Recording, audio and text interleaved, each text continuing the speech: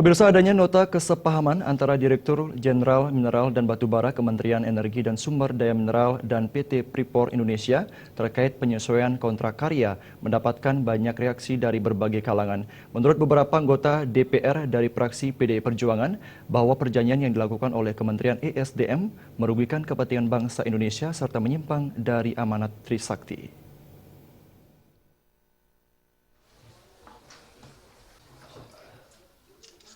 Sejumlah anggota DPR RI dari fraksi Partai Demokrasi Indonesia Perjuangan angkat bicara terkait kontrak karya PT Freeport Indonesia dengan pemerintah Indonesia.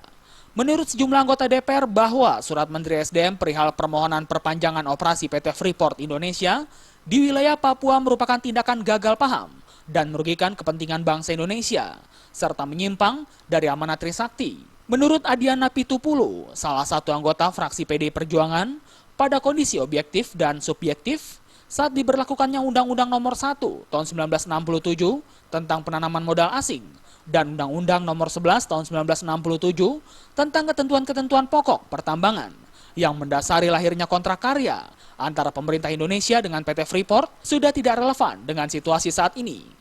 Adian mengatakan bahwa pemerintah harus tegas dan konsisten melaksanakan amanat konstitusi Undang-Undang Nomor 4 Tahun 2009 tentang Minerba.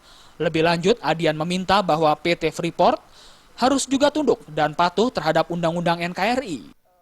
Perihal permohonan perpanjangan operasi seperti yang tertulis pada butir 4 pada surat dimaksud yang dibuat berdasarkan MOU tanggal 25 Juli 2014 merupakan tindakan yang gagal paham dan merugikan kepentingan bangsa Indonesia dan menyimpang dari amanat Trisakti.